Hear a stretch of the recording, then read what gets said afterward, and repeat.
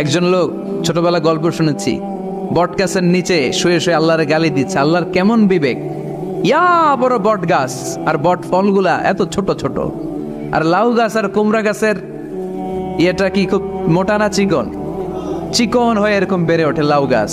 লাউ গাছরে দিল আল্লাহ এত চিকন করে, ফল দিছে এত মোটা। আর এত বিশাল বড় বট গাছ, এটার ফল হলো এত ছোট। তো আল্লাহর গালি দিতে দিতে কোন সময় যে ঘুমাই গেছে নিজেও জানে না।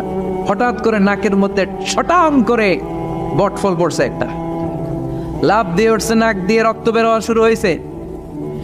রক্ত মুছতে মুছতে মনে মনে ভাবে, আসলেই তো আমি বড় একটা উল্লুক্কা পাঠা। আজকে এই বট গাছের মধ্যে যদি লাউয়ের মতো ফল দিত, কুমড়ার মতো ফল দিত, আমার নাকের উপরে ওই লাউ আর কুমড়া বললে আমি থাকতাম না, আমি বিদায় হয়ে যেতাম, অক্কা পেয়ে যেতাম, ঠিক কিনা? যেখানে যেটা যেভাবে যতটুকু দরকার তার নাম, চিৎকার করে তার নাম। আল্লাহ বললেন আমি হলাম রব্বিল আলামিন, জগৎ সমূহের রব। আলাম মানে একটা জগৎ, আলামিন মানে অনেক জগৎ, মাল্টি ডাইমেনশনাল ইউনিভার্স। উদ্ভিদ জগতের রব তিনি, প্রাণী জগতের রব তিনি, সাগর জলের অতল গহ্বর জগতের রব তিনি, মহাকাশের জগতের রব তিনি, সৌর জগতের রব তিনি, অদৃশ্য জগতের রব তিনি। চিল্লায় বলেন ঠিক কিনা?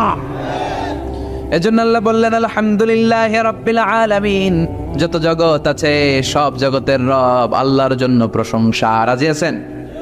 আরো শুনবেন।